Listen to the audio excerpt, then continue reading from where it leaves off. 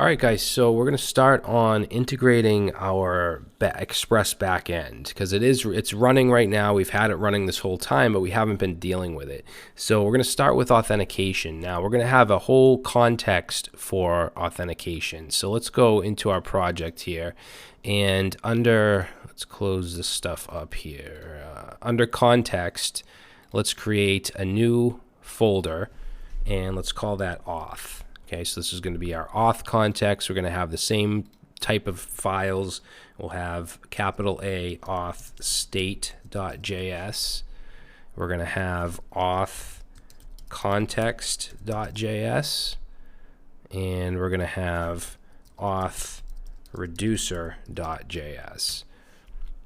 Okay, and then for our types, we're going to have a bunch of other types. Now, I know I have set alert and remove alert. We haven't dealt with alerts yet.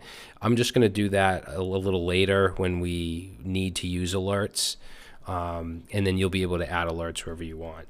But I'm going to go ahead and paste these in. So we have register success, register fail, user loaded, auth error, login success, login fail, logout, and clear errors. Okay, so these are the types that we'll be using, and I'm going to save this. So just make sure you copy those, and we shouldn't have to add any more types for the app. So let's go to our auth context, because I mean this is pretty easy. We're just going to initialize it. So let's import create context and bring that in from React, and let's say auth context, set that to create context, and then just export default auth context. So this is kind of the process that you're going to go through whenever you're adding a new resource to your state, really, or to your application. So, and I like this pattern with just the 3 files. I mean, there's a lot of different ways you can implement the context API along with hooks like we're doing, but I like the structure. But if you find something that you like better, feel free to switch it up.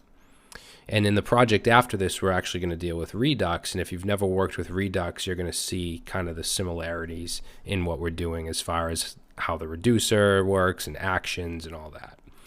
So let's move to our auth state, and in auth state we're going to, what I'm going to do is just copy the contact state because there's a bunch of stuff that is similar. So copy everything in contact state, paste that in. We'll go up to the top here, and we don't need this UUID, and we want our auth context. So let's bring in auth context.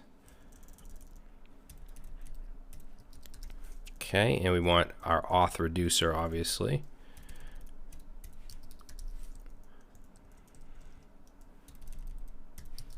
And let's see, as far as the types, I'm going to go ahead and just paste these in. I just hate typing out types.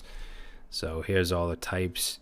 Let's see, we're going to go down here and change this to auth state. And as far as initial state, let's get rid of everything in this object.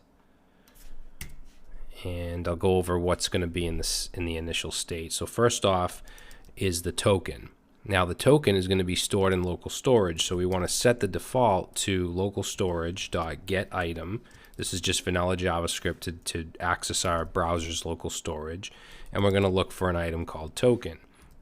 Okay, next is going to be is authenticated, which is just going to tell us if we're logged in or not, and this by default is going to be null. Next is going to be loading. Okay, so before we fetch, what I'm going to do here is something a little different than what we did in the GitHub project, where we set it to false, then we set it to true, and then we set it back to false. I'm actually going to set it to true to begin with, and it's going to be true until we make a request and we get the response back. Then we'll set it to false. So we can kind of take out that step of setting it, from false to true at first. Okay, and it's up to you. If you don't want to do it that way, that's fine. I'm just giving you another option. And then we're also going to have error, which I'm going to set to null. So if we get any errors, we can put that in our state as well. So that's going to be the initial state. All right, so let's go down here, and we're going to do use reducer, but we want the auth reducer this time. And then as far as our methods, I'm going to get rid our actions, I should say. I'm going to get rid of all these, and again just put comments for these. So first of all, we're going to have load user, which is going to take care of actually checking which user is logged in. It's going to hit that auth endpoint and get the user data. We're going to have register user, which is going to do just that, sign the user up, get a token back. We'll have login user, which will log the user in, get the token. We'll have log out, which will destroy the token and just clear everything up. And we'll have clear errors to clear out any errors in the state. So that's pretty much it. Now down here, let's go ahead and change this to auth context provider, and we can get rid of all this. And let's add our state values. So we have our token, which is state.token. And actually, I'll just copy this down, 2, 3, 4, 5. So we have token, we have is authenticated.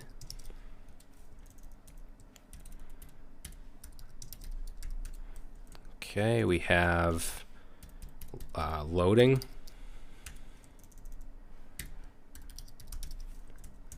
And we have, oh, you know what? User. I forgot the user. So up here, that's pretty important. We want to know which user we're dealing with, so we definitely want that in our state, which is going to be null by default. Okay, so let's say user is going to be state.user, and then we also have error, which is set that to error. Okay, and then obviously any action that we create here are also going to be added here, so we can access those. Let's make sure we change this and the export to auth context and auth state. So let's save that. Now to utilize this, we have to go to our app.js, and just like we brought in contact state, we're going to bring in auth state. So this is going to be in auth and auth state, and then what we'll do is wrap. We'll go down here, and I'm going to put auth state as the very first provider here, like that. And now we should have access to anything in the auth state within our application. All right, so for the next video, I want to start to create the login and register forms and components, I should say. And I want to add a route so that we can actually access them, and also create a private route component so that we can protect routes on the front end. So basically, if we're not logged in, we shouldn't be able to see this page here. It should just redirect us to the login. So we're going to start to work on that functionality in the next video.